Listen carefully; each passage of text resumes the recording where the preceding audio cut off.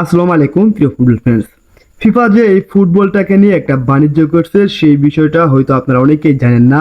আজকে ফিফার সেই বেশ কিছু দুর্নীতি, ফিফা কোন দলকে ভালোবাসে, ফিফা কিভাবে তাদের এই ব্যবসা পরিস্থিতিটা নিয়ে ব্যবসা করছে সেই বিষয়টা আজকে আপনাদের সামনে তুলে ধরার চেষ্টা করছি। মূলত ফিফা কোনো দলকে ভালোবাসে না, ফিফা ভালোবাসে টাকাকে, ফিফা ভালোবাসে ব্যবসাকে। আর ফিফা এই ফুটবলটাকে একটা পুঁজি করে ব্যবসা করে অনেক অনেক টাকা লুফে নিচ্ছে। আর উদাহরণস্বরূপ দেখুন 2018 সালে রাশিয়া বিশ্বকাপে $3.6 বিলিয়ন তারা ইনকাম করেছে এবং তার পরের বিশ্বকাপ অর্থাৎ 2022 কাতার বিশ্বকাপে $7.5 বিলিয়ন, অর্থাৎ বর্তমান এই বিশ্বকাপে $11 বিলিয়ন ইনকাম করার একটা টার্গেট করেছে।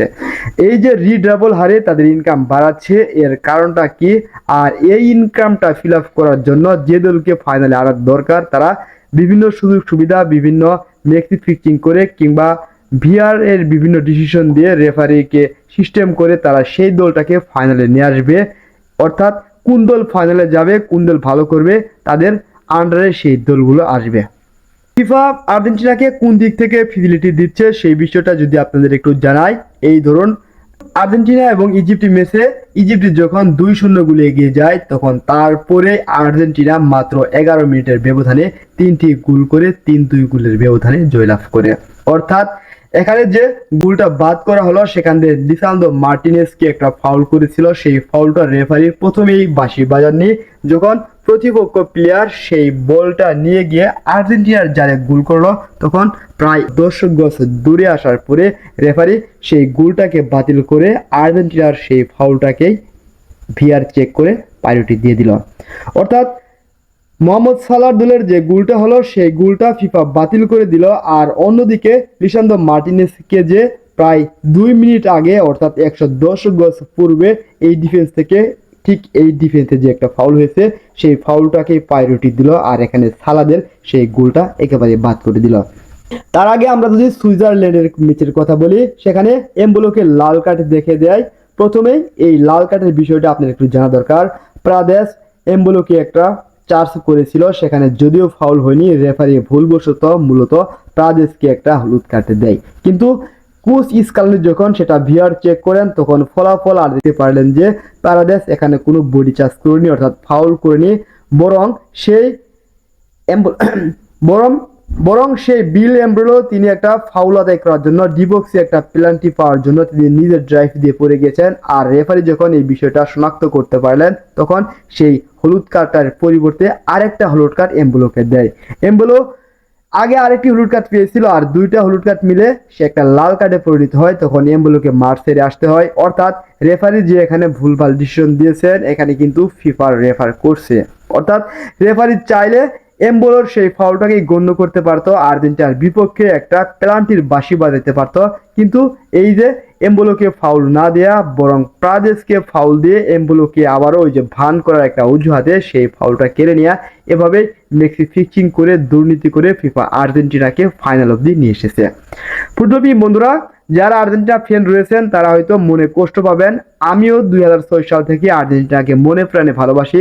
আপনি যতটুকু না কষ্ট পেয়েছেন বিশ্বকাপ হারার পর তার চেয়ে রিডাবল বেশি আমি নিজেও কষ্ট পেয়েছি। তারপরেও কিছু সত্য কথা বলতে হবে।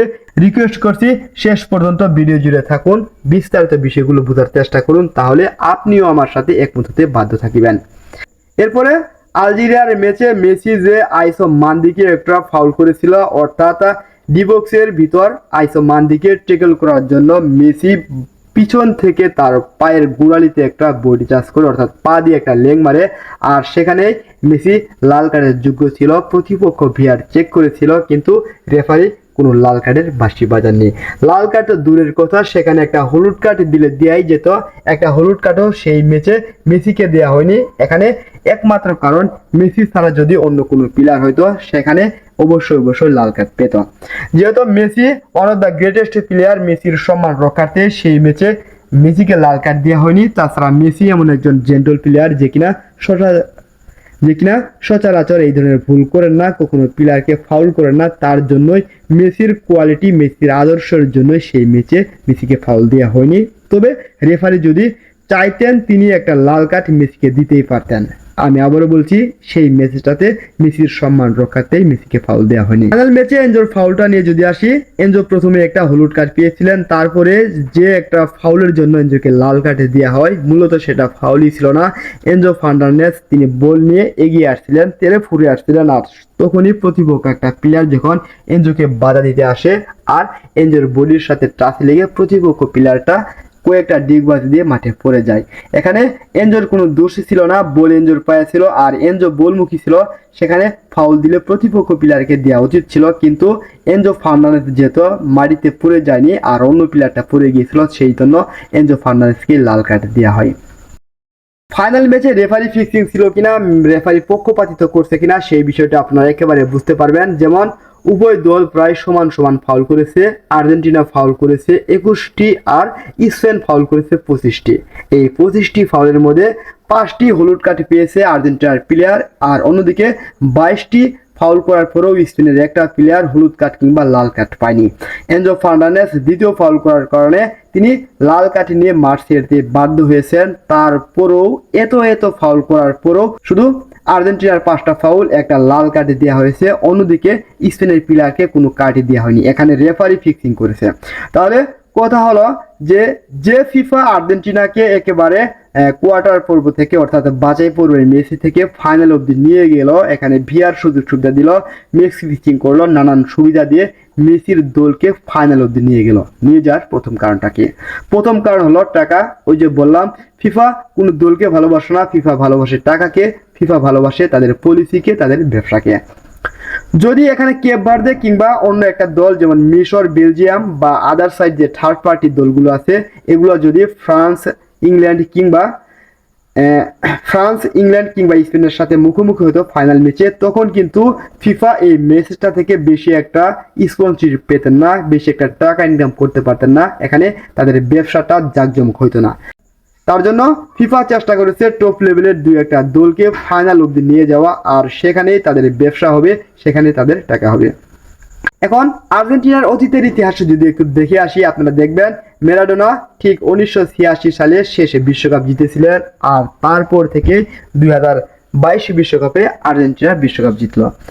2086 সাল থেকে 2010 সাল পর্যন্ত এখানে প্রায় 6টি বিশ্বকাপ হয়ে গেছে, অর্থাৎ 24 বছর। এই 24 বছর পরে এসে কিন্তু আর্জেন্টিনার কোনো দল ফাইনাল কিংবা সেমিফাইনালে উঠতে পারেনি, শুধু কোয়ার্টার ফাইনাল এবং রাউন্ড অফ 16 থেকে তারা বাদ পড়ে গেছে। এর কারণ হলো দলে যখন একজন ম্যারাডোনা নেই, দলে যখন এক লিও মেসি নেই, দলে যখন পাওলো আরমার নেই, আর এই প্লেয়ারগুলো না থাকার কারণে, অর্থাৎ দলে এমন একজন প্লেয়ার থাকতে হবে যার জন্য দর্শকরা এই ম্যাচটাকে প্রায়োরিটি দিবে, দর্শকরা সেই দলকে ভালোবাসবে এবং খেলা দেখতে আসবে, স্পন্সর যারা রয়েছেন তারা বেশি বেশি বিনিয়োগ করবে, তখনই এই ফিফা সেই দলটাকে প্রায়োরিটি দিবে, ফাইনালে নিয়ে যাবে, ম্যাচে জিতাবে। সবকিছুই করতে পারে, তবে শর্ত হলো একটা, দলে এমন বেশ কিছু প্লেয়ার থাকতে হবে যাদের জন্য ম্যাচটা জাঁকজমকপূর্ণ হয়। যদি একটু ইতিহাসে ঘুরে আসি, 1986 সালে ম্যারাডোনা সেখানে বিশ্বকাপ জয় করে, তারপরে 90 সালে ইতালি বিশ্বকাপে সেখানে ম্যারাডোনার দল অর্থাৎ আর্জেন্টিনা সেই ম্যাচটাতে রানার্স আপ হয়। তারপরে 1994 সালে রাউন্ড অফ 60 থেকে বাদ পড়ে যায়, 98 সালে কোয়ার্টার ফাইনাল থেকে বাদ পড়ে যায়, এবং তারপরে 2002 সালে বাছাই পর্ব টিকতে পারেনি, সেখান থেকে বাদ পড়ে যায়।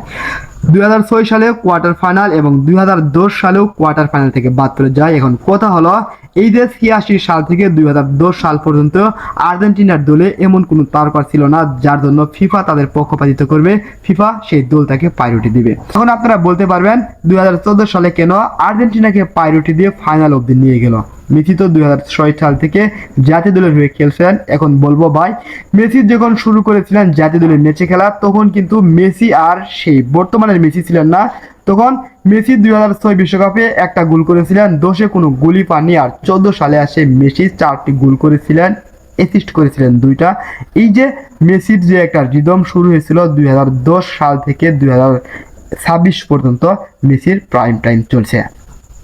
অর্থাৎ যখন দলে একজন মেসি থাকবেন না, যখন দলে নেইমার থাকবেন না, যখন দলে রোনালদো থাকবেন না, তখন সেই দলটাকে ফিফা প্রায়োরিটি দিবে না। ফিফা চাই টাকা, ফিফা চায় ব্যবসা, আর তার জন্য সেই দলটাকে প্রায়োরিটি দিয়ে এতদূর পর্যন্ত নিয়ে আসে। ফুটবল প্রেমী বন্ধুরা, আপনারা ভেবে দেখুন, যখন ম্যারাডোনা ছিল তিনি যে হাত দিয়ে গোল করেছিলেন সেটা ওই সময় রাইট ছিল, এবং কি সেই গোলটা 100 বছরের সেরা গোল হিসেবে স্বীকৃতি দিয়েছিল। কিন্তু প্রতিপক্ষ প্লেয়ার এটার প্রতিবাদ করলেও কোনো পাত্তা আসেনি। তারপরে যখন ম্যারাডোনা নেই, তিনি যখন অফ ফর্মে চলে গেলেন, যখন দলে মেসি নেই, মাঝখানের সেই 6 বিশ্বকাপ আর্জেন্টিনা কিন্তু বেশ ভালো করতে পারেনি। তখন রেফারি বলুন, ভিআর বলুন, কিংবা ফিফা বলুন, কেউ কিন্তু আর্জেন্টিনার পক্ষপাতিত্ব করেনি, আর্জেন্টিনাকে প্রায়োরিটি দেয়নি। আজকে অবশ্যই বুঝতে পারছেন আর্জেন্টিনাকে কেন এই ফিফা বিশ্বকাপ অব্দি টেনে নিয়ে আসলো এবং বিশ্বকাপে একটা আশার দিয়ে মাটির সাথে ধুলি দিল। এখানে বলা যাবে না যে ফিফার কারণেই আর্জেন্টিনা ফাইনাল ম্যাচ হেরেছে। আর্জেন্টিনা ফাইনাল ম্যাচটি হেরেছে তাদের ভাগ্য দোষে। যদি সেই ম্যাচে লিসান্দ্রো মার্টিনেজ কিংবা কুটি রোমেরো এই দুজন প্লেয়ার যদি তারা ইনজুরিতে না যেতেন, তাহলে শেষের সেই 15 মিনিট আর্জেন্টিনা গোল শূন্য রাখতে পারতেন, একটা গোল কনসিভ করতেন না। আর এনজো ফার্নান্দেজ যদি থাকতেন ম্যাচে, অবশ্যই মেসির সেই কর্নার থেকে, সেট পিস থেকে একটা গোল আদায় করতে পারতেন, তখন খেলার মূলটা ঘুরে যেতে পারতো। আর্জেন্টিনার স্কালনে সেই শখটাই কোচেস ছিলেন যে তারা গোল শূন্য ম্যাচটা ড্র করবে আর টাইব্রেকারে গিয়ে এমি মার্টিনেজের সাহায্য নিয়ে সেই ম্যাচটা জয়লাভ করবে, এটাই ছিল প্ল্যান। যখন লিসান্দ্রো মার্টিনেজ এবং কুটি রোমেরো দল থেকে বিদায় নিয়ে যায়, আর তখনই কোচ প্ল্যান বি না যে প্ল্যান সি তে কাজ করেছিলেন, কিন্তু ভাগ্যক্রমে প্ল্যান সি ব্যর্থ হয়ে যায়। ফলে 2026 বিশ্বকাপে আবারও ব্যাক টু ব্যাক শিরোপা জয়ের হাত থেকে ছিটকে পড়ে যায় আর্জেন্টিনা। আপনারা অবশ্যই বুঝতে পারছেন আর্জেন্টিনাকে কেন ফিজিলিটি দিয়েছিল, কেন ফিফা এই এত প্রায়োরিটি দেয়, এত ভালোবাসা দেয়, আবার সমালোচিত হয়, আবার ঘুষি নেয়। এই কারণগুলো আপনারা বুঝতে পারছেন। ধন্যবাদ সবাইকে। আসসালামু আলাইকুম।